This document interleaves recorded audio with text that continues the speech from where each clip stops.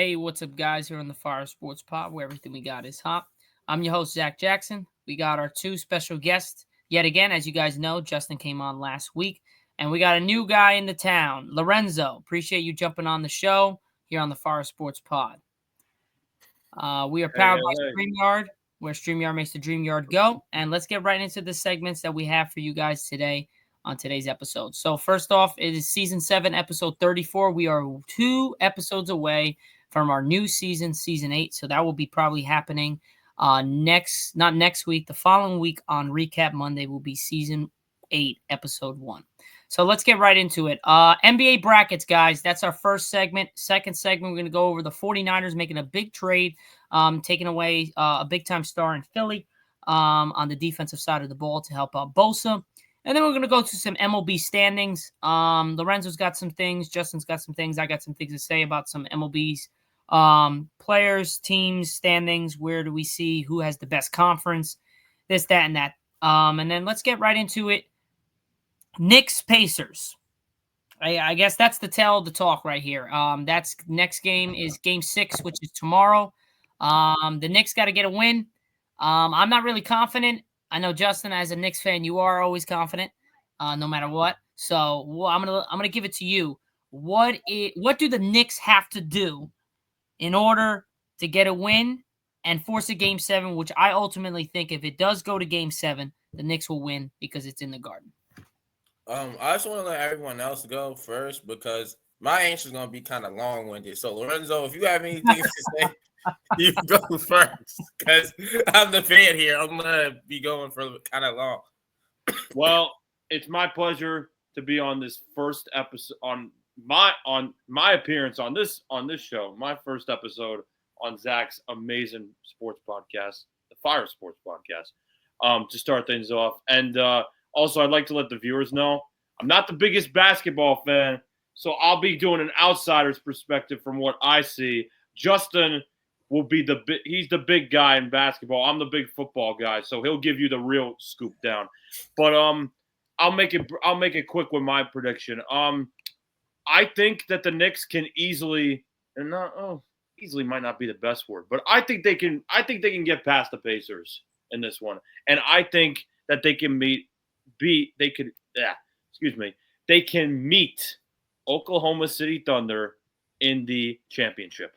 And why do I think that? Well, they had a phenomenal game when the stakes were high last time around against the Pacers, 111-94. The Knicks were all on them in every single quarter. The beginning, of course, was it was 27-23.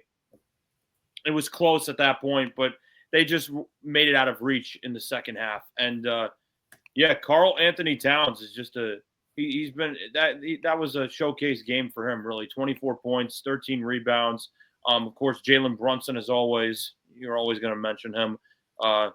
And Mikal Bridges was, once again, this is just a real I guess they're a real underdog team.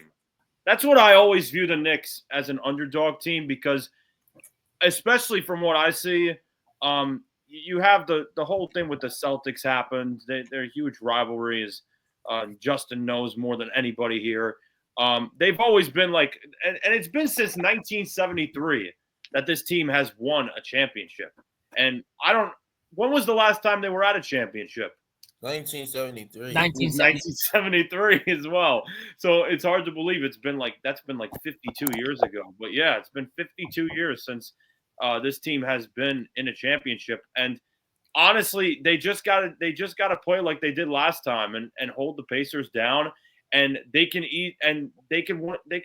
take this series 2 more games. I thought it was gonna be very close, and I lost hope with them because I watched the last game, and I thought the Pacers were barely gonna get were gonna make it fairly easy for themselves.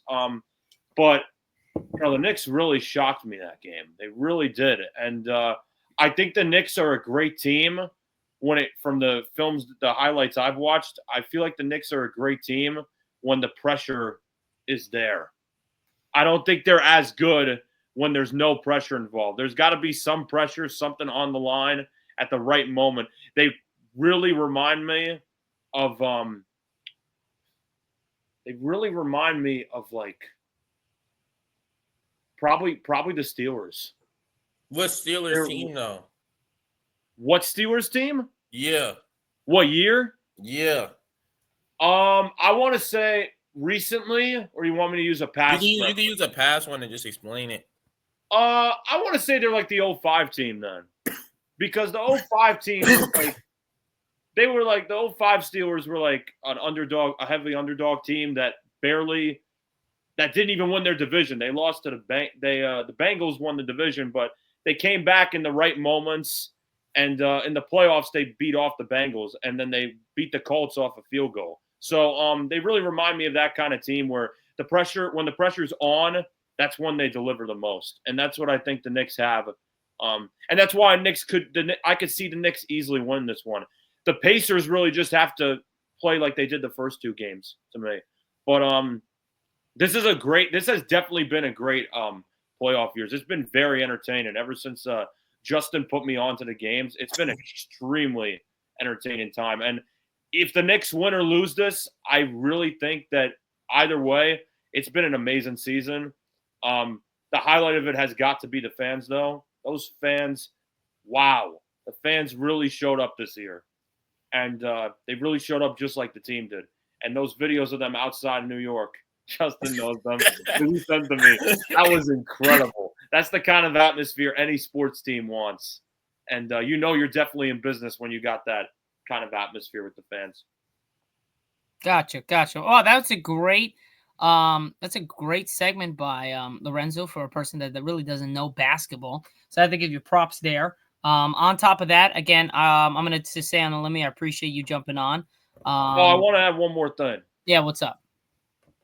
Especially, I want the viewers to know I'm from New York myself. I'm from Brooklyn. Sports is such a huge part of it. It's such a huge part of what makes New York. Honestly, no matter where you turn, that's why there's two teams in every single sport. Quite honestly, because it's that big of it. You got the Jets and Giants. You got the Knicks and Nets now, Yankees and Mets all over the place. But don't they have they got two hockey teams too with the Islanders and they got two hockey teams too, Rangers and Islanders. And if you want to go out there in New Jersey, right near it, it's the Devils. Devils, yeah. New York is the mecca of sports. It's the mecca. It's one of the biggest. And I'm not I look like I'm a New York sports fan with the back there, but I'm not a huge New York sports fan other than the Knicks. I do like the Knicks. Since Justice put me onto it. But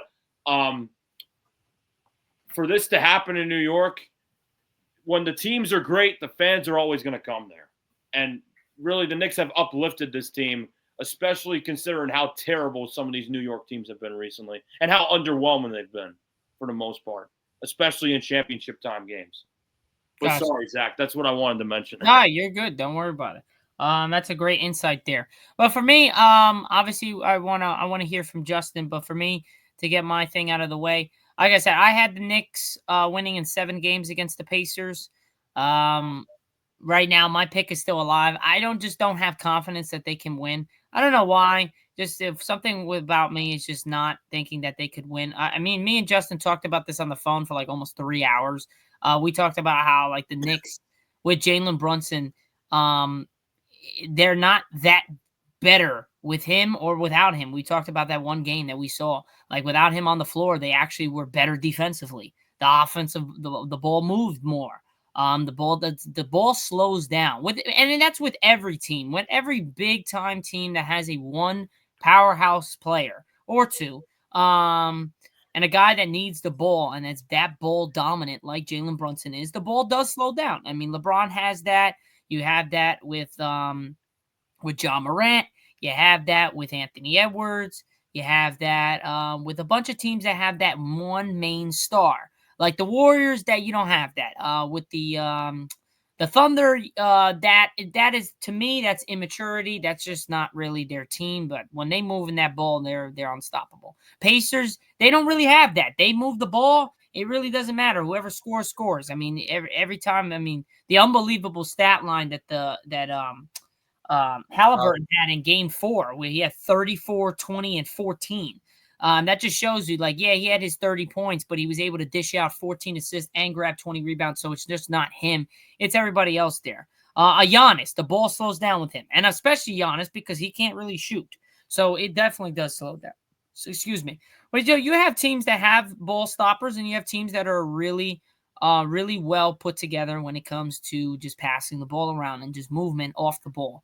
And I think that the Knicks need a little bit more. And again, obviously Justin will cover this, but Thibodeau is just one of the worst coaches ever. Like seriously, his adjustments and his not even his character, just his adjustments in game, his press conference outside of the game. Not to mention he's basically balding. Like he just looks terrible and he acts terrible. He has just there's nothing good about him for me. And I'm not even a Knicks fan, so I really could care less. I just don't like the guy. And just the adjustments, and I'm looking at the game, and this is a lot of the times where I'll watch the Knicks a lot more if they make it to the playoffs or if they're on television. I'm looking at the games, and I'm like, what are we doing? Like, the second half adjustments are not there some games. The first half adjustments are horrible. Like, and then the subbing is just the atrocity. So I would just say that the Knicks, for me, can they do it? Yes. Do I think they can? I'm on the fence right now. I'd probably say I hope they prove me wrong because I would like to see the Knicks face OKC in the finals. But I think the road stops here against the Pacers in 6 games. But again, like I said, my pick will stay alive until the Knicks lose. So, Zach, I got a question for you now. Yeah, what up? We brought up Tom Thibodeau. Do you think his job is going to be on the line after this series? If they lose it in the Pacers, I already see Justin nodding his head no. It should be, but it won't. Because he got him here for the first time in 25 years, man. Dude, they have not been this close in 25 years. They have not made it to the finals in over 50 years. So let us just understand that is why he's going to keep his job. There's a lot of coaches in the NBA, the NFL, the MLB, the NHL, all major sports, like where coaches are able to get to where they haven't been. That's why Darvin Ham lasted, I think, 2 seasons. That's why Frank Vogel lasted as much as he did.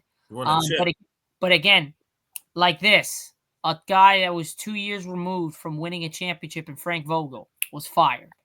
Not to mention that season we were rooted with injuries for LeBron and AD.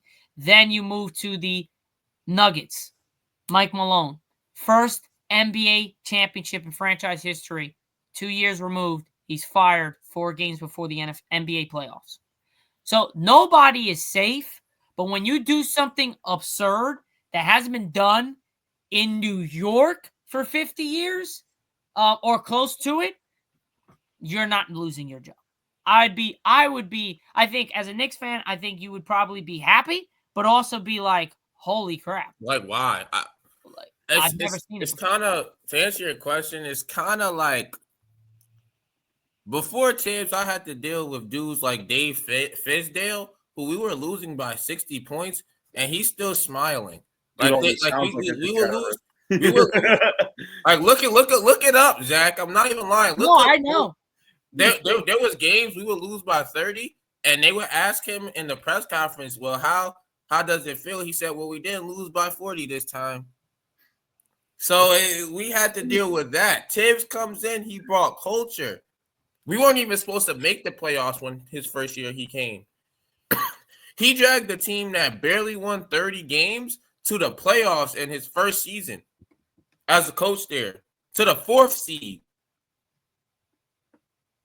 So it's kind of like you can't really fire him.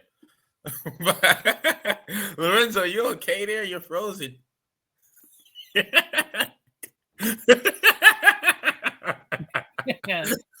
But we will continue as Lorenzo is frozen in the bottom of the screen.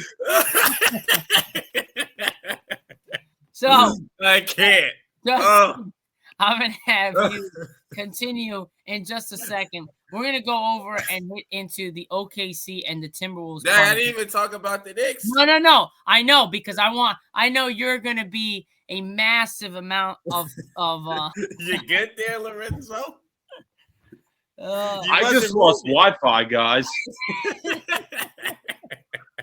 So we're gonna clip that. I'm gonna back. we're going to be going into the Thunder and Timberwolves for 2 seconds. I'm going to do a brief introduction for it. Thunder was able to win in 5. There's really nothing to say. Timberwolves got outplayed. Julius Randle is the biggest choke of all. He sucks. Anthony Edwards, he's great, but he's got some work to do. And next year, hopefully, things will be in line. But Julius Randle is one of the worst stars I've ever seen. He goes from dropping 20 in the first half to dropping 4 in the second half in the first game. The second game, he drops a whopping 7 points or 5 points. No, 7. Then in the third game, this man goes absolutely nuclear. And then in the fourth game, he gives a nice, wait, was it the fourth game? Oh, no, it was the fifth game. He gives a nice whopping 5 points on 1 of 7 shooting. But you're the second superstar on the team. How the hell do you shoot 7 shots? He's not a superstar. Facts. I've been saying that for years. He was not a superstar on the Lakers. He's not a superstar on the Knicks. And he's damn sure not a superstar on the goddamn Timberwolves. But that's pretty much in the past. OKC is in the finals. The finals start June 5th, 8:30 p.m. Eastern Time on ABC, awaiting the winner of the Pacers and Knicks. Now, we're 16 minutes through the show. Can I get a nice, concise response from Justin? Let's see if we can get it. How can the Knicks get the job done tomorrow and for Game 7 and win the series, Justin? All right, so the number one thing, I was going to come out here and give like a pep talk like you went through, you know what, screw it, I'm going to do it. Someone add music to this. You got him going. It's been 25 years since we got to this moment. We had to get through a tough, gritty Detroit team. We had to get to the defending champion Celtics when no one gave us a chance. And now we're going to lose to the Pacers? I don't think so. New York's known for having grit. No quit in New York. All grit.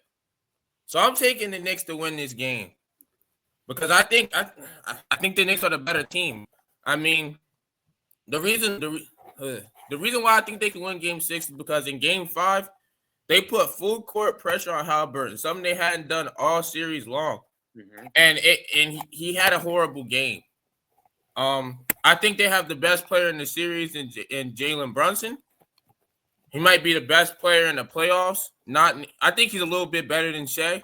He has a little what the I think he has a little on the offensive side of the ball. He has a little bit of a deeper bag because he can actually knock down a 3 consistently. Shea's not the best 3-point shooter. Okay, keep going. Their stats are oddly similar, man. It's extremely similar in the playoffs. They have and there's nobody out there that could guard Karl Anthony Towns. Brandon has said in the chat, no way. Shea is way better. I said offensively. I'm not saying I'm not. It's the chat. I'm just saying offensively. It's the chat, dude. But I don't know, man. I just think the game plan in Game 6 was a lot better. They full court pressed Halliburton. They got stopped. They full court pressed Halliburton. They got stops. And then after that, I thought Cat had a great game. He's been having a great series, to be honest. And he's been getting to the basket. There's nobody that can really stop him. So if I'm the Knicks, I would try to stagger Brunson and Cat's minutes a little bit, have one of them on the court when the other one's off, just for points, and always put like a defensive lineup around them because they're not the best defenders. They proved to me in Game 5 that they can play defense when they try. I saw a stat to start this games 1 through 4 when Brunson was guarding the primary ball handler. They shot 68% on him, but in Game 5 they shot 28%, and that was a stat from ESPN. He looked a lot more comfortable in switches and just letting it happen and just trying his hardest. Also, if you look at the stats, Jalen Brunson in Game 6s tends to go crazy. I'm not sure if you remember 2023 when he had 40 against the Heat, what he did to the Sixers last year, what he did to the Pistons in Game 6. what he did to Boston in Game 6, even back in Dallas in Game 6. So he typically has very good Game 6s, and he always shows up when the pressure's high. Like Lorenzo said, New York's one of those teams that needs their back against the wall for anything. Whenever they're the favorites, it just never – I don't know. They play down. I don't know. It's not until their backs are against the wall they play their best basketball. The pressure's up against them. And it's like, why not us? I mean, everyone was saying the same thing about the Cavs. The Warriors weren't the better team. I mean, the Cavs weren't the better team. The Warriors were the better team. You're the Knicks. You're the better team. You're way better than Indy.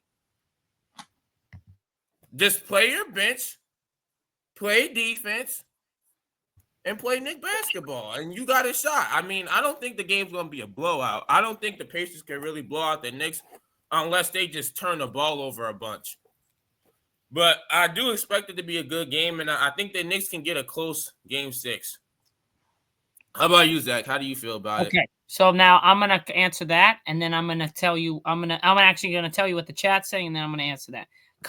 So Brandon's saying, so he's saying that the Knicks are gonna pull it off. I commented on mute saying yes. Then he said, Connor said Indiana is way more well-rounded. They are. I agree with that. They have a deeper team. But you know how you limit a team that likes to play pace? You slow the ball down. You pick them up full court. You put pressure on Halliburton. That's what they did in Game 5. It's easy to slow the pace of a game down. That's just the nature of the playoffs. The playoffs is a little bit slow, more methodical, a half-court type of game. The Pacers want to run and gun. But when you get them in half-court sets, their offense looks horrible. Unless it's like a 7 minutes, 7 seconds or less. You know, to be honest, bad. A lot of teams in the NBA have that problem where when shit's running and they're running, it looks good. When they're in a half court set, it looks horrible. It doesn't look like basketball. It looks like just a bunch of dudes just standing around waiting for a shot, and one guy has the ball and is dribbling, or it's a pick and roll and there's no movement. But he said, then it says Brandon's all about who's hot at the right time. And then Connor says Pacers home, easy win. It all depends if Tyrese is aggressive. Half-court offenses are slow nowadays. I'm just going to say this right now, man. Tyrese can be aggressive all he wants. You want him to be aggressive because his best strength is his playmaking, not his scoring. I want him looking to score. I want him to be tunnel vision, go to the basket, don't look to pass. You saw what the Knicks did in Game 5? They stayed home on the shooters. Tyrese Halliburton at times was going up, not even looking to score the ball on an easy layup, trying to find somebody else. So it's just like you just got to stay home, make Tyrese Halliburton a shooter. If they switch Brunson onto him, so be it. Brunson, play your best defense, and whatever happens, happens. If he's hitting shots, he's hitting shots. He's just having night that night. But Tyrese Halliburton is known to put up back-to-back duds after having weeks of playing good basketball. We saw it all season long. Yeah. No, I get it. And Connor, I would assume Connor kind of agrees. He's saying that if Tyrese is hot, he's hot. He's just very streaky. And that's just the name of the game of Tyrese Halliburton. He is streaky when it comes to his offensive game and shooting-wise. But passing-wise, as a true point guard, I do think he's one of the best true point guards. True point guards in the game where he looks to pass first and not to score. We all know he can score, but he does look to pass first. I think for a true point guard, that's great to have. And he can drop 30. So it's going to be a close game. To answer your question, with all the stuff that you're saying, if the Knicks are able to play the way they played in Game 5, then obviously the Knicks can win this series. But for me, I just think that the Knicks have to play a perfect game tomorrow. And if they don't play... What makes you say they can't? What makes you say they can't? Well, okay. So the last time... They're the best. They're 6-1 on the road in the playoffs. Well, no. This is perfect, though. Like, if you're a Knicks fan, you should be happy because they are like you said, 6-1 on the road in these playoffs. They are unbelievable. For some reason, they can't win in the Garden. I think they're like 3-7. I think it's 4 now. 4-6 or 4-7 at the Garden. I don't understand why. You would think that the big time thing. But again, you said it. Lorenzo said it. When their backs are against the wall, they play a lot better. A lot of teams in all sports, some teams have that itch. Like when they're not predicted to win, they play better. On numerous occasions in the football season, obviously this might be a bad thing, but like The Cowboys, when they're not favored, nobody thinks that they're going to freaking win for some reason. And not even, sometimes me are like, oh, man, we might not win this game. And we actually play better. We might not win, but we actually play better than everybody thought we would play. Or we do win. Like, there are a lot Especially of during the regular season. Yeah, Yeah. the records, the preseason, everybody always craps on the Cowboys nowadays and says they're going to have an awful regular season. And they end up going like 11-5 and win the division. But then they crap the bed in the playoffs. Exactly. But for this, what I'm saying here is that this is great. You want to have this. You're going on the road. You're going to game 6. You win this. Now you're at the Garden. Then it's game 7. There's no excuses. You have to come to play. And if they get blown out, then maybe the Knicks were just not as good as everyone thought they were. They were a streaky team. But if they're able to pull off these 2 wins, then we're talking about one of the best teams in New York Knicks history. Because the last time they ever won a damn championship was 1973. None of us was even a thought. Like, not even close. But that's discrediting like the 90s teams, and because this I think this happened similarly. The Reggie Miller choke year or whatever. I think the Knicks, it went to game 7 and Patrick Ewing missed the game winner in the Garden. No, but what I'm saying is that if they make the finals, this would be the first time since 1973. So you would have to. No. They made the finals in '94. Well, they played Hakeem Olajuwon. So they haven't won, but they made the finals in '99. It was Knicks Spurs. Oh yes, you're right. Okay, well, but I'm saying that if they make the finals. Then, but still, 94, that's 26 years ago, 25 years ago. And then they made it in like, what was it, 99, 2000? So that's about 21, 22 years ago. Zach, it's still a lot better than a lot of these other teams in the NBA and in sports in general. That's what I'm saying. But like I'm saying is that like they've only like it's not like the Warriors who've been to the finals for like 10 times or 8 times. But well, no, because that's a special thing for some teams. But that's what I'm saying. Like that this would have to be a big time team. Like Knicks, this would have to be going down as one of the best teams in Knicks history, because they were able to go against they versed the Pistons, a scrappy team in the Pistons, who I think next year is going to be one of the best teams in the East and in the league. I just have that feeling the Pistons are coming. And then you got the Celtics, who are the defending champs. Who knows if Jason Tatum gets injured? Do they win that game? Whatever the case is, I still think the Knicks would have won, but they're winning 6. Then they played against the scrappy Pacers, who absolutely destroyed the Cavs and kicked the ass of the Bucks. Now they're in a dogfight with the Knicks. That's what I'm saying. Like, this is going to go down as one of the best, a pretty good playoff run. And you really can't say injuries or whatever the case is. Pistons were healthy. Celtics were freaking healthy the entire time until Tatum got hurt. And that was the game before the last game where you guys blew them out. So I think that there's not going to be a thing where, history. But I think if the Knicks make the finals, this is going to be a very interesting finals. I think if the Pacers make it, I don't see the Pacers. I don't even see the Pacers winning a game. I got a question for you. Even if the Knicks make the playoffs, not the playoffs, make the finals and don't win, do you still think that you could put this as one of the best Knicks teams ever, even though they didn't win? Because a lot of times people go like, you didn't win the chip, so it doesn't really mean anything. I would say it's definitely a stepping stone in the right direction, but for me, I don't think you could put as one of the best. If you're talking about the best of the best, then you would want to win. I would say this is a success season if they make the finals and they give OKC a run for their money. If they get swept or gentlemen swept and like the games that they lost are blowouts and they won one game or none, I don't think you could put it there, because then they were not as good as the best team there. So the best team won.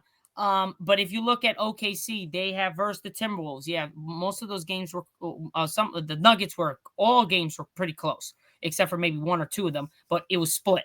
The Grizzlies got blown out 2-0, and then they came back, and I think they should have won 2 straight if John Morant doesn't get hurt in game 3, and in game 4 without him, they lost by 2.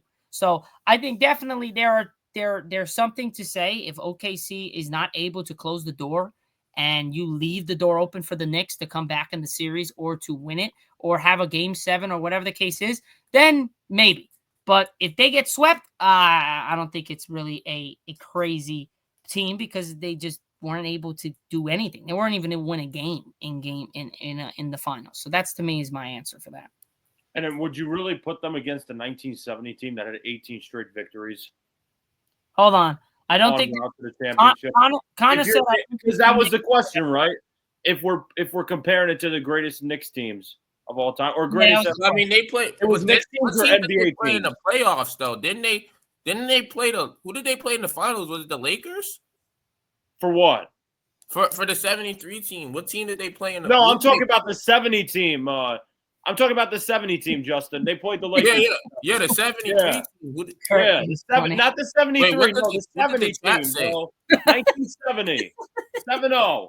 We got a battle here in the chat. So Connor said, I don't think the Knicks are good at all. Kurt tags him and says, Connor, zero ball knowledge. Well, what's your team, Connor? What's your team, Connor? You gotta elaborate on that. Connor, what's your team? Because if you say Celtics, you gotta be banned. Get him up out of here, Zach. He gotta be banned. If I remember correctly, okay. He's a Warriors fan. He's from the Bay. When did you become a Warriors fan, Connor? He's from the Bay. When did he become a Warriors fan? Where in the Bay? I know the Bay pretty well. Well, it doesn't matter. The Bay is the Bay, California. I mean, true. But still, you can be from the Bay and be a Kings fan. You can be from the Bay and be a Kings fan. Oakland. Oh, he's from Oakland. I bet you he was upset with the Raiders move, right? He said he can't really be talking this year because the Warriors got killed, but still. I mean, if Steph was healthy, that's a different series. They beat Minnesota. That's a different series. I don't trust Julius Randle, man. Hell no. No, but I think the last thing I'm gonna say is I think he's a Niners, Warriors, and San Jose Sharks fan. And he's a Cali guy. I mean, the Raiders move. Come on, that upset everybody. But the thing I want to add is that I think for the Pacers, in order for them to win, they need Pascal Siakam. They need Miles Turner to stay out of foul trouble, and they need Pascal Siakam to give them 20 to 25 points. And for the Knicks, they need something from Mikal Bridges and OG Anunoby. I mean, Mikal Bridges looks like he's scared to take a layup out there. He has to be more aggressive instead of taking these fadeaways. He has to go to the basket, get some layups, and get some shots off. Brunson and Towns need help, and they need secondary scoring. But I think the Knicks can win tomorrow. And maybe on the Twitter, I'll put a live reaction to the game. Last minute. That sounds very exciting. That would be fantastic for you to do, Justin. But no matter if you lose or win, you have to do it though. I'm gonna do it regardless. I'm gonna record a video and I'm gonna have the video up on the Twitter. Somebody put it in the chat, the Twitter, and everyone go follow it. Bet. All right. So now we're gonna be moving and transitioning into the NFL, which is Lorenzo's favorite sport. So again, there's not a lot of NFL news. Obviously, we all understand the draft already happened. We have the Shador thing. We're not going to talk about that right now. We have a bunch Zack, of other stuff. Saving me here, bro. Thank you. We have a bunch of other stuff. I can't stand hearing him now.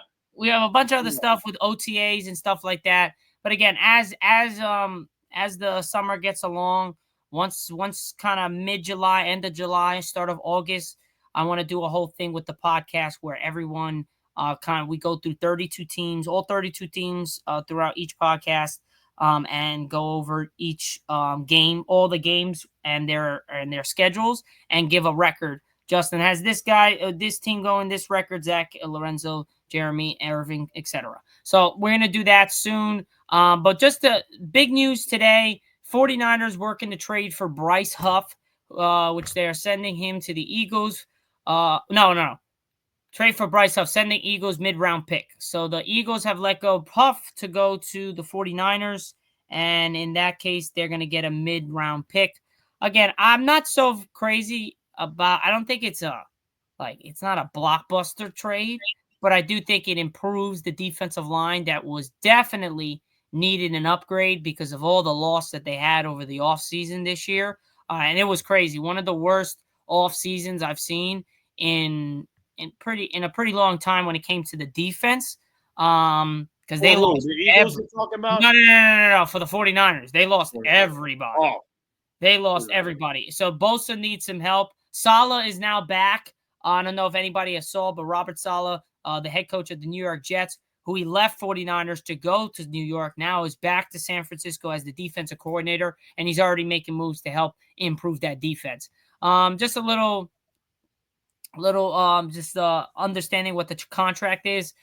He is entering the second year of his 3-year deal, $51.1 million contract in 2025, but have been noticeable absent from Eagles OTAs, which began on Tuesday. So obviously that raised some red flags, and now he's heading to San Francisco. Huff had a breakout year with Saleh in 2023 for the Jets, recording 29 tackles and 10 sacks. New York signed him as an undrafted free agent in 2020 out of Memphis. So he's not afraid of the work, the grind.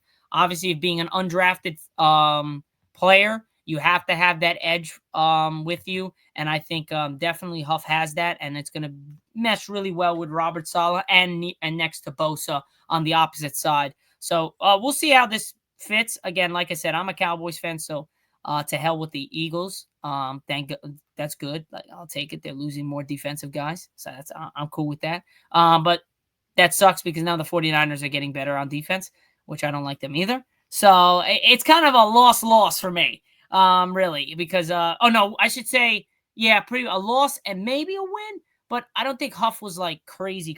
But again, I think it improves the 49ers. I don't think it's a really bad thing for the Eagles. I think it's just like kind of like, all right, we get $51 million out of our salary cap and let's move on. So what's your thoughts, Lorenzo? Again, like I said, it's not really a big time thing. But what's your thoughts?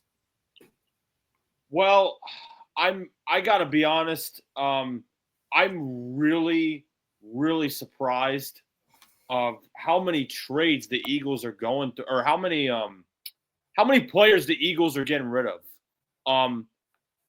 Let's be like, this is crazy to me. This is wild. I do trust Roseman, and I trust Howie, and I trust, because he's one of the, let's be honest, we all know one of the best GMs in football. He's one of the best GMs you can find in football. I think he is. There's no question, and probably in sports too. He's made some of the best decisions, and I think he's been there since 2016. I believe so, if I'm not mistaken. Around there, yeah. So, but this has been very eye-opening to me. Let's look down the list of guys, minus, because Huff is new now. Let's look at the list, and Huff has only been there for one season. Didn't he like Gardner Johnson for the Eagles? He was on the Jets. He had that injured reserve thing, but he's only been on the Eagles for one season. The rest of these players, it's pretty wild. Josh Sweat to the Cardinals. Milton Williams to the Patriots. Their guard, Becton to the Chargers.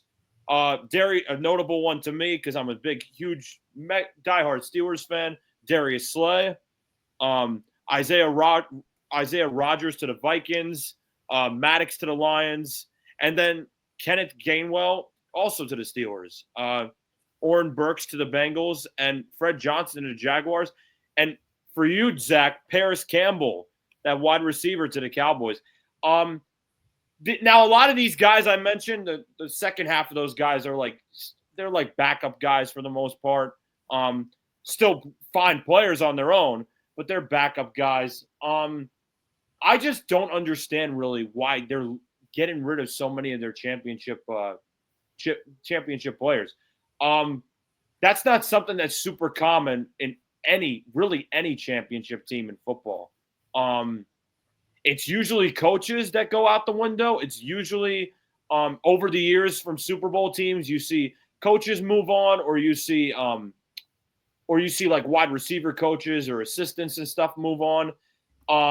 But you don't see this many players. And the 2024 Eagles team might be the first team where I see this many players going on free agency or moving on to different teams for all different kinds of reasons.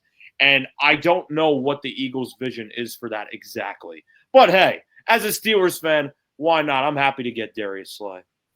Yeah, that's a big time name. And to be honest, I kind of wanted him. I wanted the Cowboys to pick him up, but obviously, hey, you guys got Pickens. Let's be fair here. We gave him for you guys for chips. Hey, good luck with Crash Out. Yeah, exactly. That's what I'm saying. Like, we'll see how it works. Like, everyone's like, "Oh my God, he's like the second coming of Jesus over here." I'm like, no. I want to. We got to see how he fits. I think he's going to pair really well with CD. I don't think a lot of people realize that. He think just needs to control it because sometimes it looks like he's on cocaine. Sometimes, dude. The way that he acts, his energy is a little too much in the locker room. No, I get it, but there's a difference between the locker room that you have and the locker room that we have.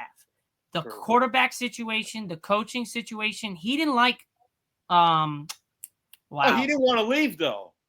I don't know because there is multiple opinions about this. Some people say that he didn't like the situation or they weren't going to give him the contract that he wanted, so he just said screw it. Then there's things saying that the coaches wanted him out. Then it's saying that he didn't want to go out. There's a lot of different sides of the story. To be honest, I don't give two shits on what the hell the story is.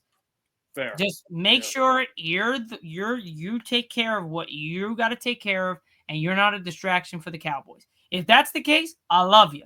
But if you're start screwing up the locker room, then no. Because we have a leader in there. I don't care what anybody says. You can shit on Dak all you want. Dak Prescott is one of the best leaders in the game. I agree. 100%. And even as a Steelers fan, I can't believe how many people get on his. It's unbelievable how many people get on Dak's case. I get it. As a Cowboy fan, I get it. But like, there's a million other quarterbacks you can get on the same hate with Dak. There's a million others in the league that suck much worse. I remember that one year when the Giants went to the playoffs. They were like comparing Daniel Jones to Dak Prescott. I'm like, buddy. We don't talk about Daniel Jones anymore. No, we don't talk about. I want to chime in. I want to chime in on the Bryce Huff trade because I have been doing some research. Mm-hmm. I'm not the biggest football fan, but I do love football, so I know a lot about football. And if I remember, you said earlier, Lorenzo, that he played with the Jets, right? Yeah, but and he had his best seasons. I think when I looked it up, he had his best career year under Robert Saleh. So he's back in San Francisco. I mean, they kind of had a drop in their sacks last year. They had 36 sacks in 2024. The year before they had 48. So maybe this could help them get their defense back to form, get more sacks. It can also add depth to the lineup as well. You got Nick Bosa and Mikael Williams for early downs, and then you could use Huff and pass rush situations as well. But I'm not gonna lie, I don't really ever remember hearing about him in Philly. When I looked at the stats, apparently he only had 2.5 sacks in 2024. So that would mean the 49ers are looking to get him back in his 2023 Sam Huff, because that Sam Huff was way better than 2024. Another thing about him, and then they reworked his contract just to make the trade work. So it's like, if it doesn't work out, you could be taking a you could be taking a huge risk. Yeah. But I think it's a good move for the 49ers. I think they get better depth-wise, and I think Saleh can have him return back to his old form, and we'll see what the 49ers do. They're a different animal when they're healthy, man. No, I think I was going to say, yeah, that's a good point that Justin made. But I think it's going to be a problem with Huff for the 49ers because Bryce Huff has been known to be injured a lot. He is an injury-prone player. Mm-hmm. On the Jets in 2021, he started the first 6 games before being placed with a back injury. The 2023 offseason, he was placed on the Jets as that he had a great 2023 year, but he was a restricted free agent. He was playing for a contract. Right. And then the Eagles signed him, but the reason why, as Justin mentioned, the reason why we didn't see him last season that much is because he missed 5 weeks of the season because he had a torn ligament in his wrist. And he was inactive for the Super Bowl. So injury I think injuries have definitely been a concern with him, and that's probably been a reason why I think that's a big factor to why the Eagles want to pass on by him too. Same as just like the Jets did. And that makes sense. That's probably what makes sense because he's a great talent. I remember seeing him on the Jets. He was a monster. But again, injuries play a part. I mean, I don't know how many times I've said this. The best ability is availability. If you're not available, then you're going to get cut and you're just not worth the money that you're able to. And to be honest, if you're going to be out. No, seriously, if you're going to be out that long and you're going to be 3 years, $51.1 million, screw that. Goodbye. Go somewhere else. Like, I don't want to deal with that. And especially with how much money they throw to these players today, teams don't want to do that. The money is sometimes insane for some of these players. Teams don't want to throw it randomly, and then you miss that many times in the season because the season's only so long. This ain't basketball. The season's only like 17 games for regular season now, which is still they expanded it, but it's still short. And the 49, I honestly think this isn't a good move by the Niners because you're trying to get away from a team last season that was completely injured, hampered by injuries, and now you're getting a guy that can be prone to injury. And he's done it on both the teams he's been on. But if you look at that, though, but they're banking on that he can get around that and he can return what Justin said to that form in 2023.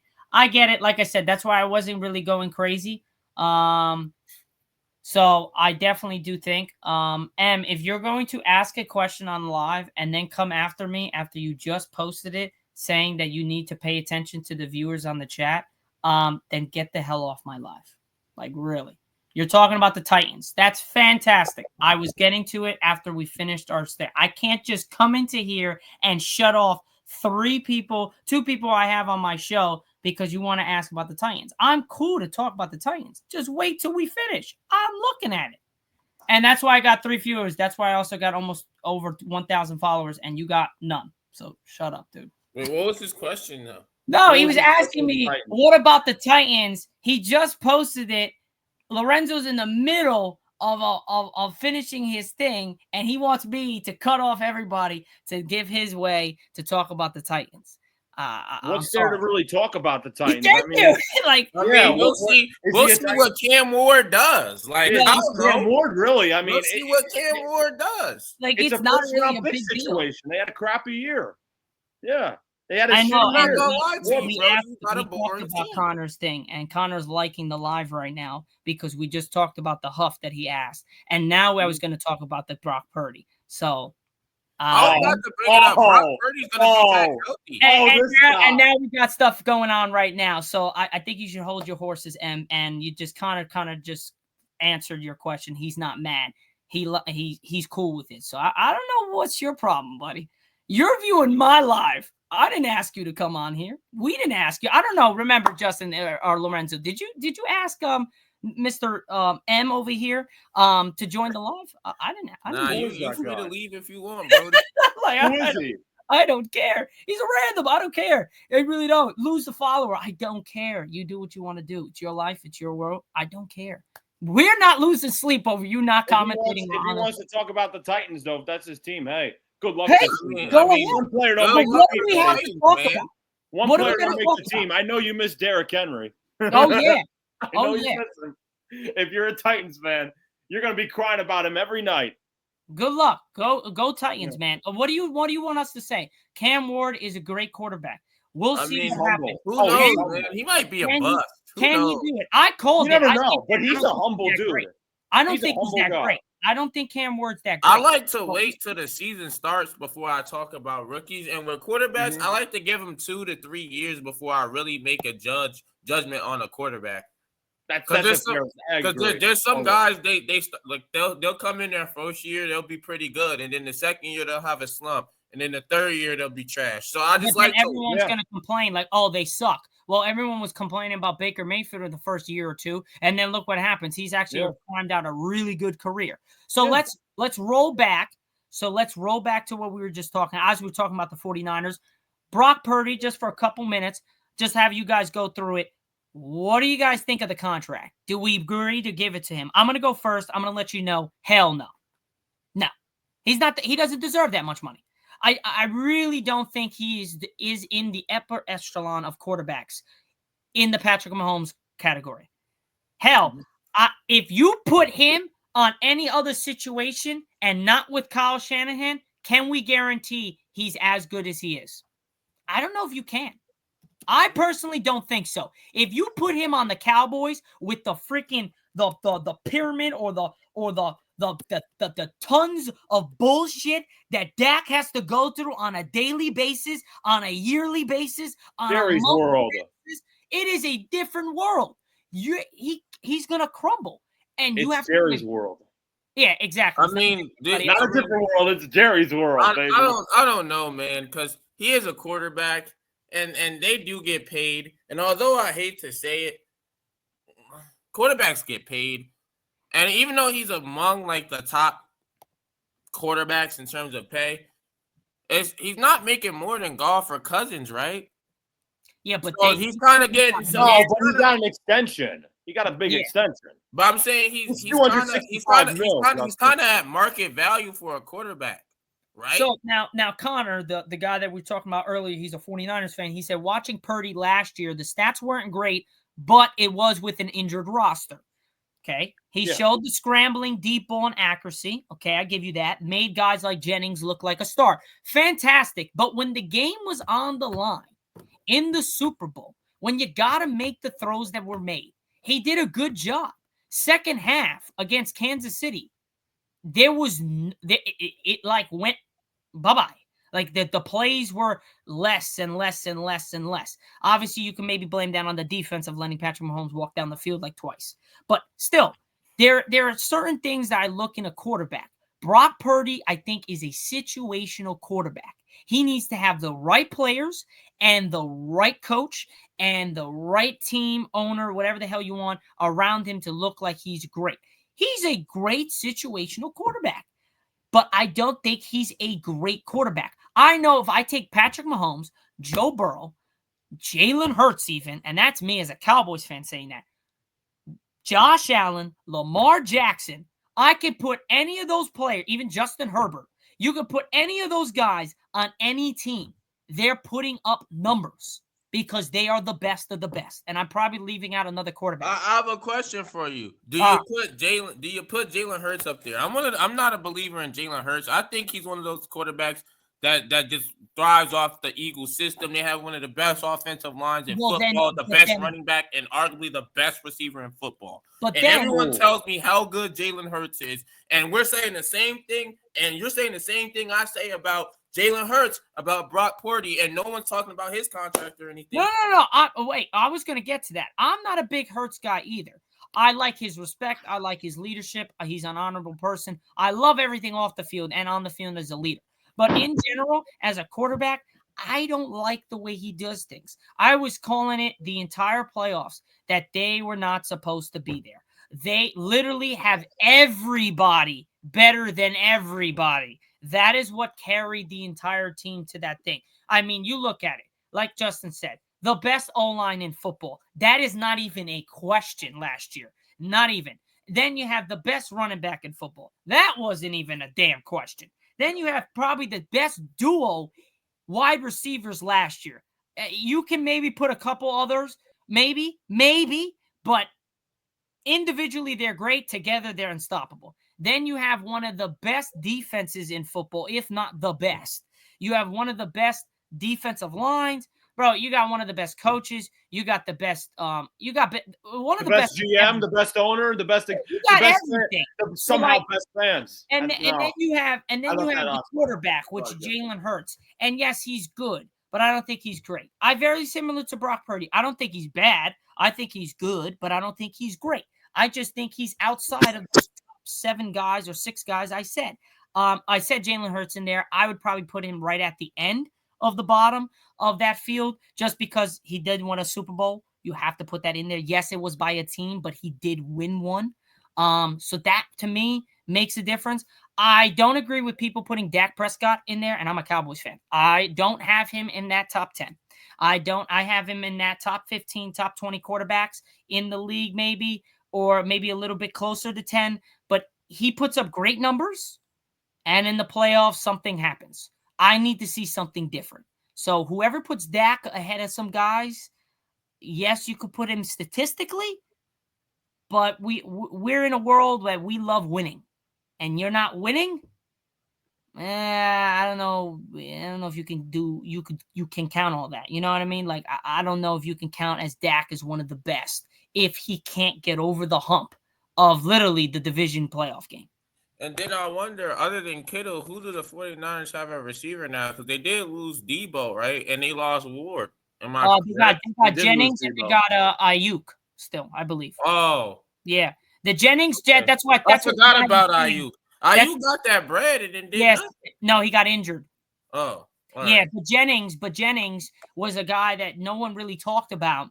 And last year did Brock Purdy. I do admit Brock Purdy made him into a monster. Like Jennings was on all the guys' fantasy owners' radars. He was one of the best wide receivers produced wise because that was their only guy when Ayuk went down. So I definitely do agree that he does sometimes make players better.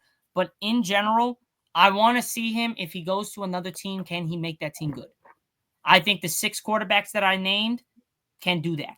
I don't think he can. And I don't think the money matches what he's worth. But he is worth that money to the 49ers because his quarterback play works perfect with that system. I think any quarterback will work perfect with that system, but he's their guy, and it works perfect. Jimmy G. Who would have thought? He did. He made it look great. Brock Purdy, I think, is a good enough quarterback to do in the league. I don't think he's a great. That's all I'm saying. But if that's our last take with that, the last 4 minutes of the 5 minutes of the show, we'll be going over some MLB standings. I really don't need to really show the screen here, but we'll be heading into that. What's up, Lorenzo? I got something to say. I was going to bring my take on that. On what? The 49ers situation. I didn't hear you. My bad. That's on me. Yeah, sorry. We didn't even get to me. I'm going to cut you off. Do you want to put that thing back on the we already talked about that. Yeah, you good. We're talking about the Brock Purdy contract, right? Yeah. If it's worth, okay. This is my take on it. I definitely agree with what both you said, especially Zach. It's very, very risky. I think I think it's a terrible contract. The guy is like Zach, like you perfectly said it, Zach. The guy's in a system where he's in a win-win situation, win-win team. All around, minus their injuries, they're a win-win team until now. We all know what happened now. With all the injuries and the trades, it's been rough. Good for you though, Zach, because you're probably very happy about that. Purdy, giving Purdy all that money to me sounds like an insecurity for the team and for the team to the fan base. Like, hey guys, we have all this going on, but it's okay because we gave Purdy 5 years, 200. Was it 65 million? Yeah. 260, or was it 365 million? No, 260. Something around that. 265 million for 5 years. This guy has only been on the team for 3 seasons. This guy has only been on the team for 3 seasons. Yeah. Mr. Irrelevant. Mr. This, Mr. That. The point is they're paying him, like you said, like he's been on the team for 10, 11 years. It's honestly embarrassing. And I think that they should wait for that contract and see what goes on. Because without Kyle Shanahan, what happens if you put him in a situation? What if he's in the New York Giants? Yeah, no. What is he going to do there? Or I honestly think the Bears. Yeah. I think the Bears are going to be a sleeper this year, and they might win the division. It's all about Caleb Williams. If he plays consistent, I believe in Caleb Williams, and he's another guy like Dax that I think gets way too much hate. And if you want to talk about quarterbacks that deserve hate, Jordan Love. Nothing. He's done nothing. He's done nothing in Green Bay. Tell me something that he's done that's been amazing. Blow out my Cowboys? We're talking about him like Brett Favre and blow out my Cowboys?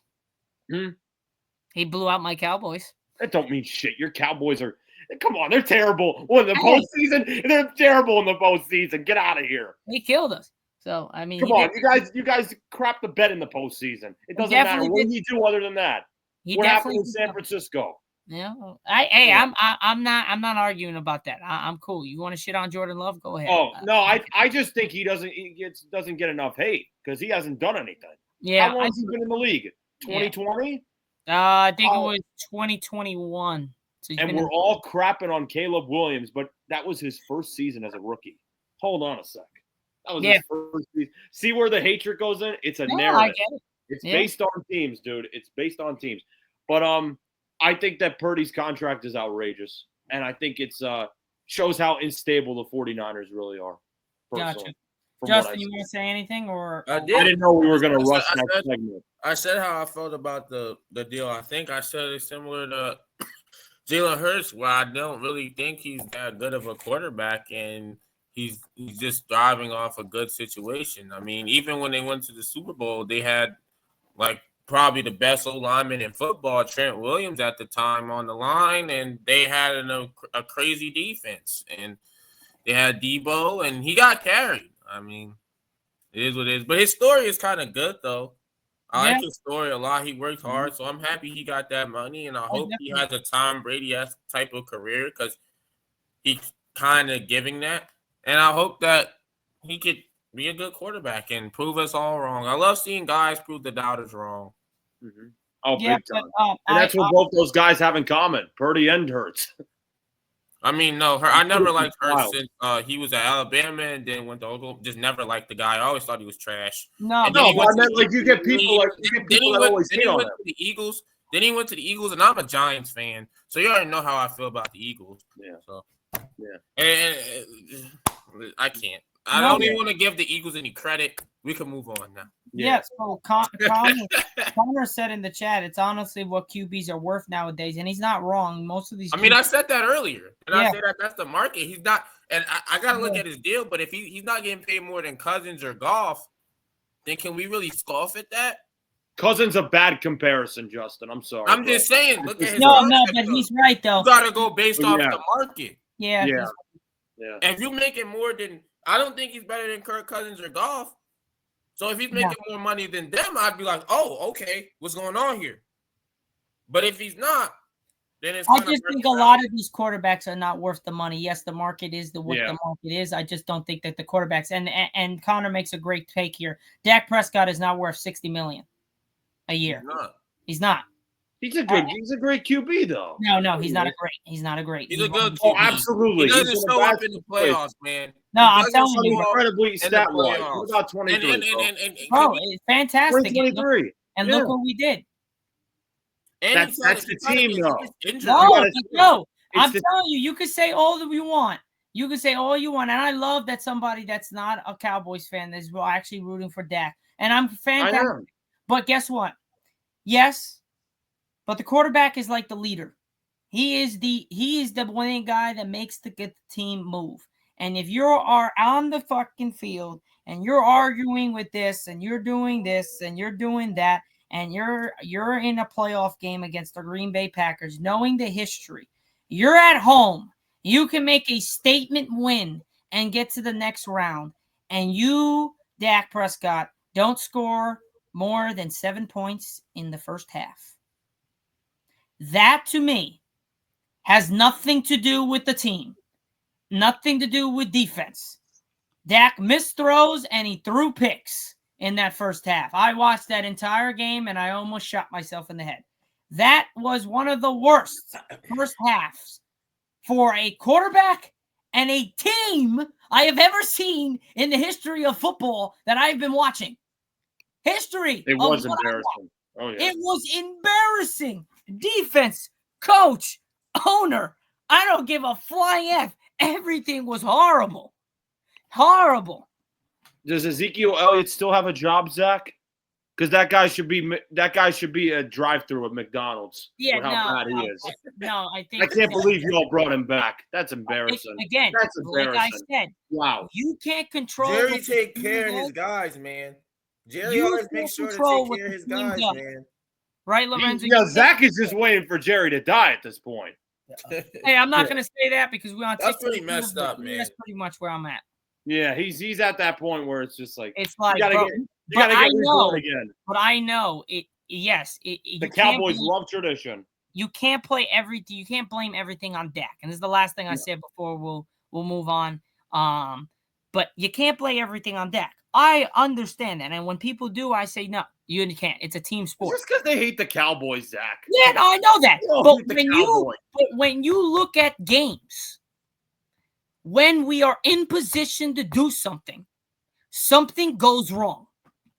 And most of the freaking time, it's Dak throwing a pick when it is a 15-yard quick slant over the middle, and he's wide open, and he throws it behind him, and it's a pick. And the game gets whooshed, and we're done. And the momentum changes, and it's going the other way. That's always what happens in the thing. Tony Romo was the best at that shit. Hey, he's got all the stats in NFL history for the Cowboys. And on the last second, on the worst time to do it, Tony Romo fucking does some stupid shit. Hey, Seattle Seahawks in 06. Exactly. Fucking retarded. I love that game. I can watch that all the time. I don't get it, dude. I hate Tony. That's what I'm saying. I will tell you this. I hate Tony Romo. He's such an unlikable guy, bro. I hate him now. Broadcasting is he's a terrible broadcaster. I hate him now because he's a broadcaster. The hell made him a broadcaster? Who made Mark Sanchez a broadcaster? Somebody Mark Sanchez isn't that bad though. He's not. College football gets Tim Tebow, but we get Tony Romo. Are you kidding? Okay, I can get that, and this is what it comes to it. Yes, you can't. Maybe you can't blame everything on Romo and stuff like that. But when you're the cause of turnovers and the game to change to the other team's hand, then guess what? I'm going to blame you because that is in your control. I don't care how bad the offensive line is. I don't care how bad the defense is. No, Zach, a bad offensive line can kill a quarterback. That's Without that offensive line, dude. Joe Burrow took a bad O-line to the Super Bowl, though. So really, it really goes as far as your quarterback takes you. Wait, who'd you say, Justin? Joe Burrow took one of the worst offensive lines to the Super Bowl. So it's really where you're. Oh, that was an awful year. Good God. Who had the Bengals winning that? Oh, God. He went to the Super Bowl. You know that, right? I know, but who had the Bengals winning that Super? The AFC that whole year, it was 2021. They were terrible. The NFC, no matter who you were looking at, the NFC was winning that year in the Super Bowl. So now, quick question. Yeah. Connor says, so did Purdy. Purdy's never had a good O-line. What? No, he's had an okay. No! Terrible O-line. No! Bro, get Tyler out of here, bro. Ban him. Ban him, no. It's been an okay. It hasn't been one of the best O-lines in the league. Connor, what makes you say that? Though. We had one of the best O-lines in football at one point. I wouldn't say that far, but it's been. I thought they had Trent Williams. That's one of the best linemen. It's been solid. Yeah, I would say kill him. No. Okay, so Connor said name one other offensive lineman than Trent Williams. Yeah. I mean, they're serviceable guys. You got Justin there, Connor. He threw the 3 dots in the chat. He threw the 3 dots in the chat on you. You got Justin on that one. I'm not going to go on Justin's thing. I agree with Connor. I don't think Purdy really had some crazy offensive line. They might have been solid, but they definitely weren't the best. I could say this. Dak Prescott definitely had one of the best offensive lines earlier in his career for a good couple years. And I'll tell you, Purdy ain't getting any of that money if he's in Cincinnati. I'm telling you that. But they're kind of stupid over there. They're kind of I'm looking at bro. I'm looking at the rankings. So I guess maybe he'll give him something, you know. I'm looking at the rankings. They had the 3rd best, according to PFF, in 2021. They had the 3rd best O-line in football, man. Ooh. The 49ers. It said Cowboys number 1, Bucks number 2. Yep. 49ers number 3. 21. Trent Williams, Alex Mack, Tom. Wait. We forgetting. Purdy wasn't in the league. Yeah, he was in the league. That was Jimmy G. Oh yeah. And Jimmy G was elite then too. We forgot how elite he was that year. Connor, that was awesome. Great. That was before he was. Football is not my thing. Well, this is now, Connor. You can't really go crazy on him because that's really not his sport. Me and Lorenzo, that's our sport. I'm basketball. I'm basketball and baseball. Justin's a basketball, baseball guy. He's not really football. He loves it, but he doesn't really follow it that much. So you got to give him a break, man. You got to give him a break. I'm sorry, Connor. He did. You did fine, Connor, but the wrong guy, wrong target. Oh, Jesus Christ, that was funny. But yeah, I'm gonna just let it go, and we're gonna actually get off the show today. That will be it. Oh, do we want to do a little MLB? Baseball? Hell no, bro. It's been an hour and 10 minutes, dude. I don't got that much to do the clips and stuff. We might not be able to do this episode, and it's already 11:17. What we'll do is on Recap Monday, which I like doing standings and stuff. We'll know what happens in the NBA playoffs. We'll see if the Knicks are able to get it done, or are they in a game 7? Monday will be game 7. No, no. Today's. Oh yeah, you're right. Wow, tomorrow's Saturday. Jesus Christ, the day's flying. Just know the Tigers still have their stand as the best team in the MLB right now. Yeah, right now. Right now, they just beat the Royals today. I'm convinced that team could be a World Series team, and they can win it again finally.